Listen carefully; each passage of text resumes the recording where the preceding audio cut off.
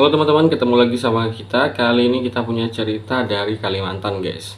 Yaitu beberapa orang yang sedang camping di atas bukit. Ternyata di atas bukit tersebut mereka mendapatkan malapetaka dengan diganggu oleh makhluk-makhluk gaib, yang mana itu makhluknya banyak sekali, teman-teman.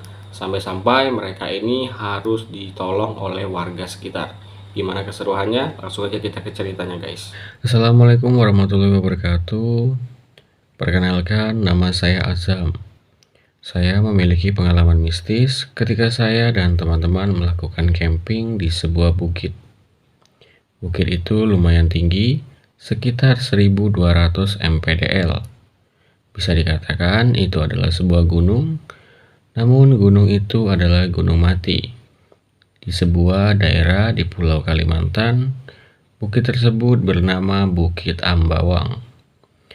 Semua cerita ini berawal dari kami sekelompok pemuda yang tinggal bersama, disatukan oleh fakultas dan kos-kosan. Hari itu adalah hari libur kampus karena telah selesai melaksanakan ujian. Pergilah kami berlima dengan menaiki sepeda motor. Singkat cerita, kami telah sampai di kaki bukit. Kami pun prepare dengan peralatan kami seperti tenda, kompor, dan beberapa konsumsi ringan seperti mie dan beberapa makanan ringan lainnya. Ketika semua sudah selesai, kami pun mulai mendaki. Kami mendaki pada saat itu di saat siang hari, dan sejauh mata memandang, di situ terhampar luas hutan yang masih asri dan lebat. Lalu salah satu teman saya berkata, "Zam, kalau malam hari apakah di sini aman?" "Sejauh ini aman," kata saya. "Karena biasanya terkadang kita bertemu dengan orang yang sedang mengeluarkan kayu dari dalam hutan. Memangnya boleh ngambil kayu di sini?" "Ya nggak tahu juga, di sini kan hutan rimba, bukan hutan HTI." HTI adalah singkatan dari hutan tanam industri. Sambil berbincang-bincang di perjalanan, tak terasa kami pun sudah berada di pertengahan. Di situ kami melihat beberapa orang yang sedang membawa kayu. Lalu saya pun menegur mereka dengan sapaan "Bang." "Ha iya," katanya. "Kita anak camping ya." "Au bang," kata saya. "Hati-hati ja di atas. Kalau hari dah malam jangan nak bersiul, apalagi membakar belacan." "Oh bang," kata saya lagi. Memang sudah menjadi tradisi, bahkan kepercayaan warga lokal untuk tidak bersiul dan membakar terasi jika berada di dalam hutan. Kami pun melanjutkan mendaki setelahnya. Di situ teman saya yang dari luar pulau bertanya, "Apa itu tadi artinya?" Kita harus menjaga sikap seperti kita tidak bersiul ataupun membakar terasi. "Memangnya kenapa dengan semua itu, Zam?" "Ya orang sini kepercayaannya seperti itu." "Ya udah yuk kita lanjut lagi," kata saya. Tepat pukul 5 sore kami pun sudah sampai. Dan kami mendapatkan momen yang apik ketika matahari mulai perlahan tenggelam. "Wah Zam, keren nih, foto yuk." Berfotolah kami berlima di sana di atas bukit. Setelah selesai foto, kami pun membagi tugas masing-masing. Ada yang menyiapkan tenda, dan yang lainnya seperti mengumpulkan kayu bakar dan mempersiapkan tempat untuk kami memasak makanan. 30 menit sudah berlalu, dan matahari saat itu telah meninggalkan kami semua. Kami pun sudah bersiap-siap untuk menyalakan api, menyambut malam camping pertama kami. Di puncak bukit tersebut sudah tidak ada lagi hutan, melainkan hanya padang ilalang yang membentang. Kami pun menikmati keindahan alamnya, sebuah mahakarya Tuhan yang hanya bisa dinikmati dengan adanya rasa syukur di dalam hati. Di sini kami semua merasa semua energi berkumpul menjadi satu, seperti menyatu dengan alam, serta angin malam yang mendayu-dayu menggoyangkan alang-alang dan membuat suara gitar menjadi melodi yang nikmat untuk merasakan sebuah irama dan alunan dari suara-suara alam. Di bawah sinar bulan, kami seolah terpesona dengan tempat ini. Tak lama kemudian, perut kami sudah berbunyi. Maka itu pertanda kampung tengah sudah harus diisi. Saya lihat semuanya telah siap. Kami pun membuat satu lingkaran dan mengambil posisi masing-masing. Dan kami pun mulai menyantap makanan kami.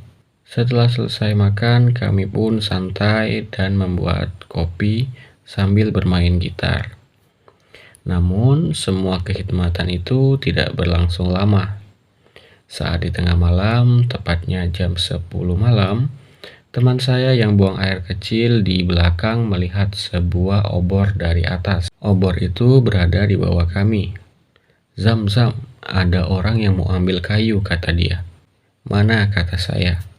"Itu di bawah, dari belakang tenda kita." Ketika saya berdiri, iya kayaknya.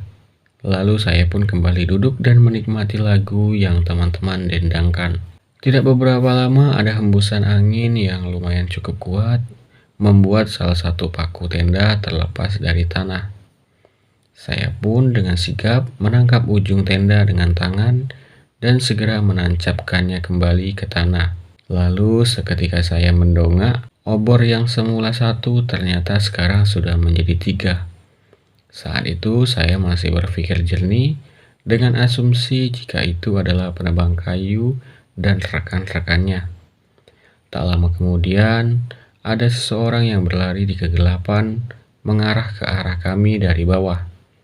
Saya pun terkejut, apakah itu hewan buas ataukah itu hantu? Setelah tidak terlalu jauh, saya pun mengkerutkan jidat. Ternyata itu adalah orang yang berlari ke arah kami. Ketika sudah cukup dekat, ia langsung mematikan api kami. Posisi api kami berada di depan tenda, dan obor-obor itu berada di belakang tenda kami. "Apa nih bang?" ujar saya. "Siapa suruh kita hidupkan api nih?" katanya. Ia menggunakan bahasa Melayu khas Kalimantan Barat. "Nah megak orang camping, pastilah ada api. Cemana gak?" Dengan nada keras saya membantahnya. "Oh, tak ngerti ke apa kita nih. Tengoklah api di belakang tuh." Dengan ekspresi yang serius, kala itu ia berbicara. "Itu tujo. Tujo bisa diartikan api yang melayang di udara. Mungkin nama itu berbeda di tempat lain. Jika saya sebut banaspati, mungkin kalian akan tahu." "Apa katanya Zam?" ujar salah satu teman saya. "Itu orang ambek kayu bang," kata saya. "Kayu pala kau." Wah, ini kok ngegas dalam hati saya. Semula camping yang adem dan seru berubah menjadi tegang karena kehadiran orang tersebut. Tengoklah betul-betul tuh. Lalu ketika saya menoleh, awalnya 1, lalu menjadi 3, dan sekarang sudah menjadi 7 buah titik obor. "Kayu apa?" Sekali lagi dia berucap. "Apa maksud abang sebenarnya nih?" kata saya. "Itu belis, penunggu tempat ini." Setelah saya diberi pengertian, barulah saya paham apa yang orang tersebut katakan. Ternyata makhluk itu timbul karena suara bising kami dan dari nyala api di saat itu. Lalu saya menanyakan, "Abang ini siapa?" "Saya diam di bawah tuh, nebang kayu." Ternyata ia adalah seorang penebang kayu yang tinggal di lereng bukit sebelah kami. Ia membuat pondok di situ untuk bermalam. Jika ingin memasak, ungkapnya, ia akan masak nasi di sore hari dan langsung memakannya. Jika api dibiarkan menyala, maka ia akan didatangi si banaspati itu, ungkapnya.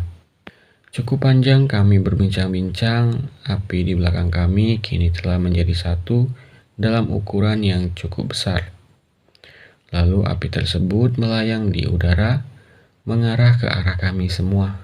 Saat kami yang sedang berbincang pun bingung mau ke arah mana.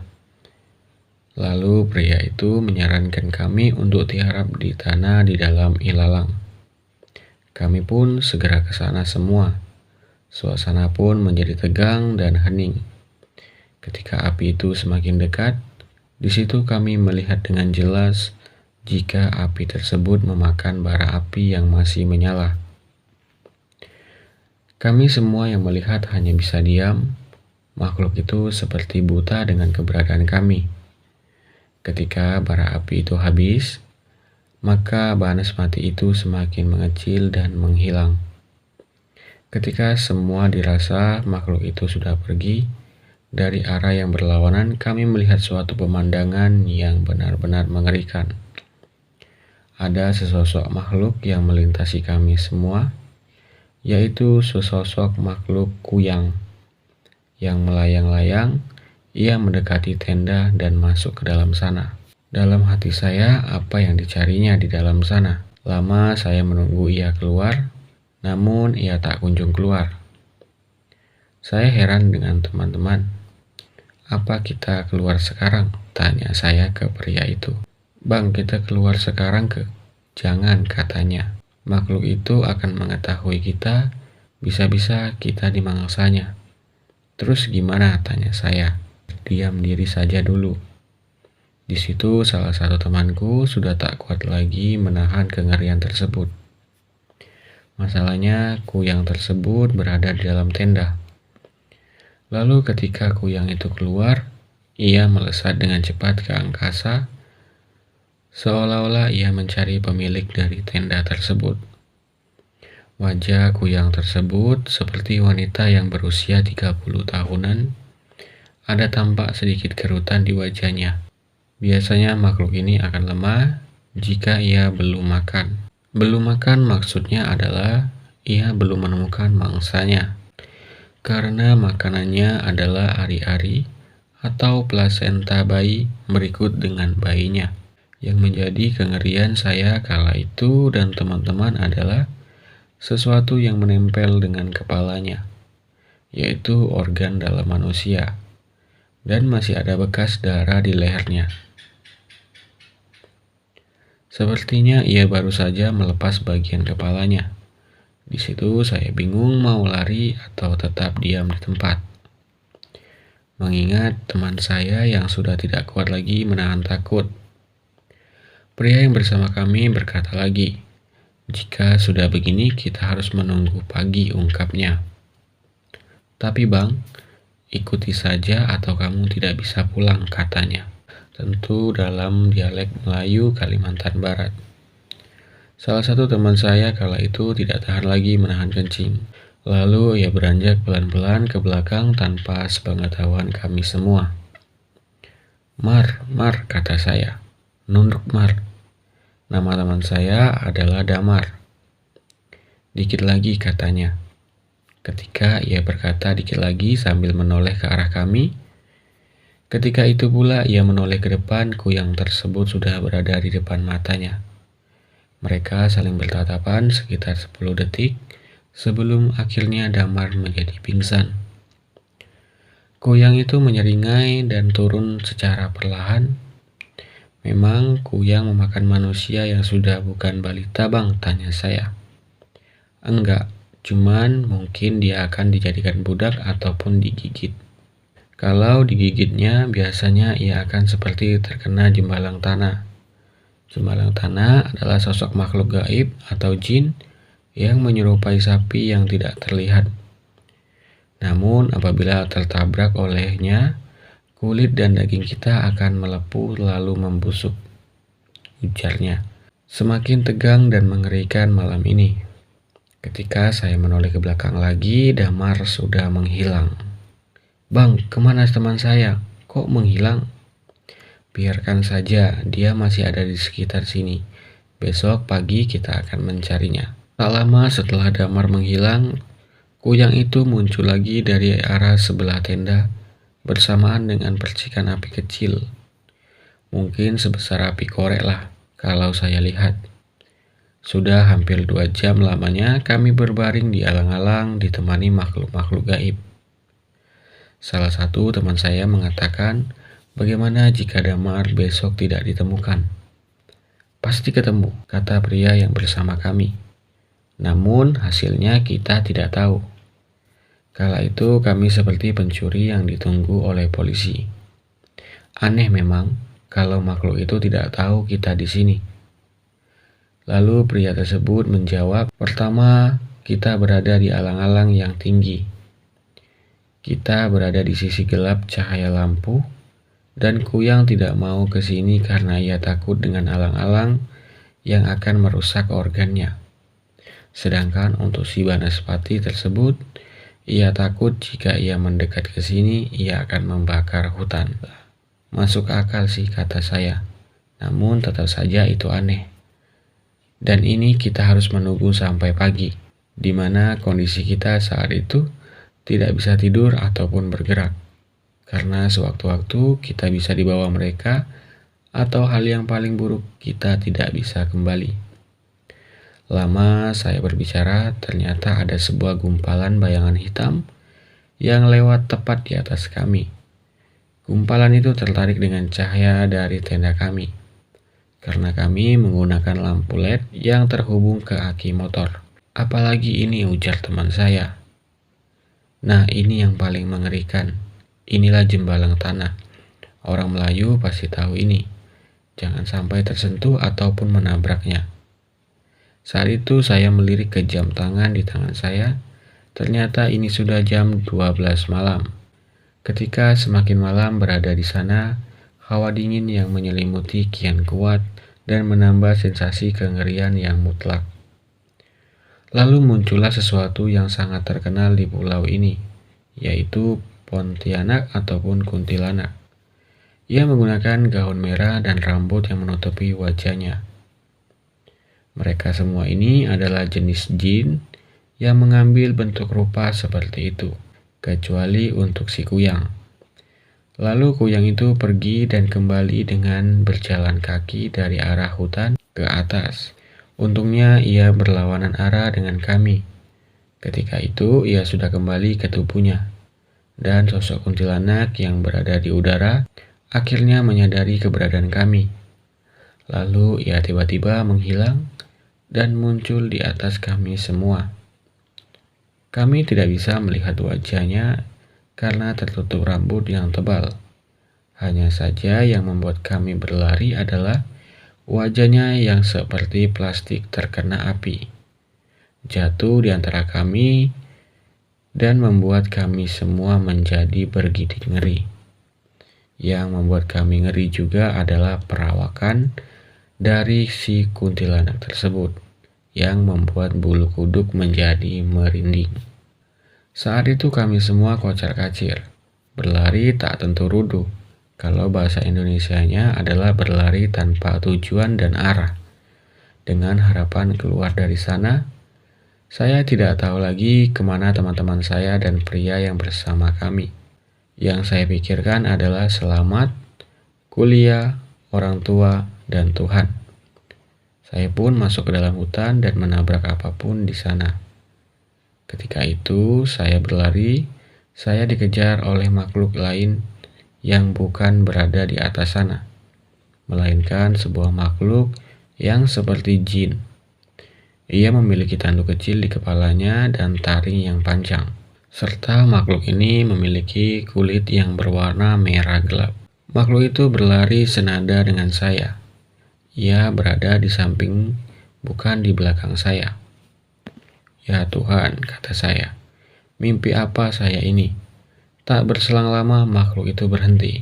Saya pun berhenti untuk sekedar menarik nafas. Saat itu cahaya penerangan adalah satu-satunya biasan cahaya bulan yang masuk dari sela-sela pepohonan hutan. Jantung saya berdebar-debar. Tanah yang saya pijak adalah sebuah gambut yang berair. Ketika saya angkat kaki saya, astaga, saya tidak melihat medan lagi. Saya saat itu menyadari bahwa saya berada di rawa-rawa. Dan dari atas sela pohon, senyuman Kuyang menyeringai ke arah saya. Jika kalian bayangkan betapa cepatnya jantung saya kala itu. Kaki saya tidak bisa bergerak dengan bebas, dan akhirnya Kuyang itu terus turun secara perlahan mendekat ke wajah saya. Ketika saya akan pingsan menahan ngeri, saya spontan menarik bagian jeroannya, dan dia spontan juga menggigit saya. Kala itu saya seperti bergumul dengan makhluk itu. Perasaan takutlah yang memaksa saya untuk brutal. Mungkin karena ia bukan sepenuhnya makhluk gaib, jadi saya bisa menyentuhnya. Karena makhluk itu adalah seseorang yang memiliki ilmu hitam ataupun seseorang yang memiliki perjanjian dengan iblis. Apa saja tujuannya, bisa awet muda, kekayaan, ataupun keabadian. Saya yang semakin lemas karena makhluk itu memiliki taring, akhirnya melepaskan gigitannya karena jeroannya yang hancur. Sekarang ia mengincar leher saya dan akan menggantinya dengan milik saya. Beruntung saya diselamatkan oleh seseorang penebang kayu yang sedang lewat di jalur itu. Saya seketika sudah tidak bisa sadarkan diri. Saya hanya teringat jika saya telah digigit makhluk bernama Kuyang. Ketika saya terbangun, hari ternyata masih malam. Cuma saya berada di rumah papan dan tercium bau ikan asap. Ternyata setelah saya diberitahu bahwa saya ditemukan di hulu sungai dari gambut yang saya pijak waktu itu. Ternyata itu adalah pinggiran sungai. Mereka menemukan saya ketika mereka sedang mengangkat bubuk ikan.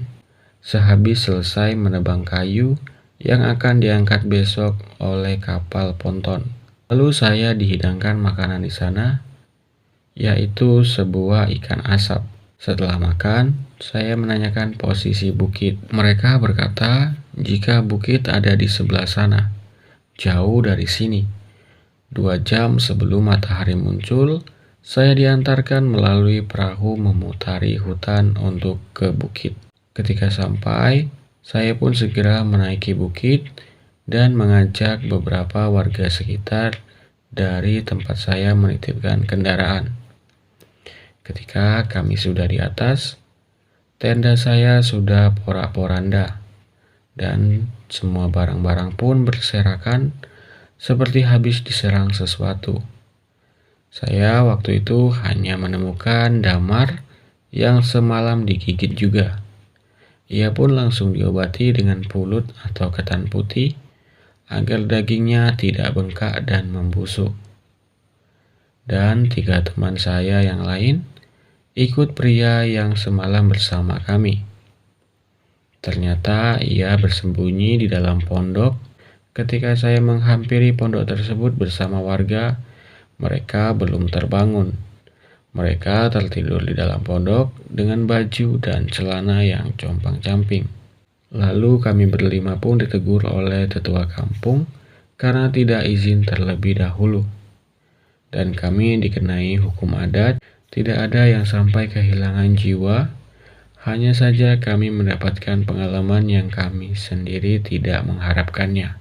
Kami pun dibawa kepala adat ke rumahnya untuk mempertanggungjawabkan dan menerima konsekuensi dari kelancangan kami. Itulah kisah camping kami yang malah membawa malapetaka untuk kami sendiri.